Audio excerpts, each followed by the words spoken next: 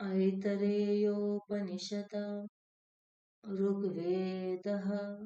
ऐतरेयद्वितीयारण्यकम् प्रथमोऽध्यायः प्रथमः खण्डः ॐ वाङ्मे मनसि प्रतिष्ठिता मनो मे वाचि प्रतिष्ठिता मा वीरावेर्मा एधि वेदस्य मआणिस्थः श्रुतं मे मा प्रहासीरनेनाधीतेन होरात्रान् सन्दधामृतं वदिष्यामि सत्यं वदिष्यामि तन्मामवतु अवतु वक्ता अवतु मामवतु वक्तारम् अवतु वक्तारम् ॐ शान्ति शान्ति शान्तिः ॐ आत्मा वा इदमेक एवाग्रासीन्नान्यत् किञ्चन मिषत सैक्षत लोकान्नुसृजा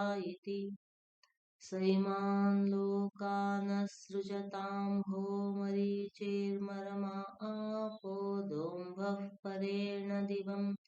द्यौः प्रतिष्ठा आन्तरिक्षं मरीचयः पृथिवीमरो या अधस्तात्ता आपः यैक्षते मेनु लोकालोकपालान्नुसृजा इति सोऽभ्य एव पुरुषं समुद्धृत्य आमूर्छयत तमभ्यतपत्तस्याभितप्तस्य मुखं निरभिद्यत यथाण्डं मुखाद्वाग्वाचोऽग्निर्नासिके निरभिद्येतां नासिकाभ्यां प्राणः प्राणाद्वायुरक्षिणी निरभिद्येतामक्षिभ्यां चक्षुश्चक्षुष आदित्यः कर्णो निरभिद्येतां कर्णाभ्यां श्रोत्रं श्रोत्रादिशस्त्वं निरभिद्यत त्वचो लोमानि लोमभ्योषधी वनस्पतयो हृदयं निरभिद्यत हृदयान्मनो मनसश्चन्द्रमा नाभिर्निरभिद्यत नाभ्या अपानो पानान् मृत्युशिश्नं निरभिद्यत शिश्नाद्रेतो रेतस आपः ता एता देवता सृष्टा अस्मिन् महत्यर्णवे प्रापतन्तमशनाया पिपासाभ्यामन्ववार्जत्तायेनमब्रुवन्नायतनं नः प्रजानीहि यस्मिन् प्रतिष्ठिता अन्नमदामेति ताभ्यो गामानयत्ता अब्रुवन्न वै नो यमलमिति ताभ्योऽश्वमानयत्ता अब्रुवन्न वै नो यमलमिति ताभ्यः पुरुषमानयत्ता अब्रुवन् सुकृतं वतेति पुरुषो वावसुकृतम् ता अब्रवीद्यथायतनं प्रविशतेति अग्निर्वाग्भूत्वा मुखं प्राविशत् वायुः प्राणो भूत्वा नासिके प्राविशदादित्यश्चक्षुर्भूत्वाक्षिणी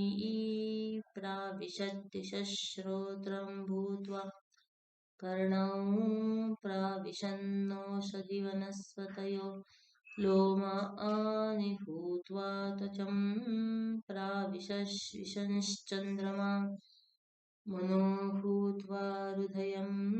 प्राविशन्मृत्युरपानो भूत्वा नाभिं प्राविशदापो रेतो भूत्वा शिश्नं प्राविशन् तमशनाया पिपासे अब्रूतामावाभ्यामभिप्रजानीहीति ते अब्रवीदेतास्वेव वां देवतास्वा भजाम्येतासुभागिन्यौ करोमीति तस्माद्यस्यै च देवतायै हविर्गृह्यते भागिन्यावेवास्यामशनाया पिपासे भवतः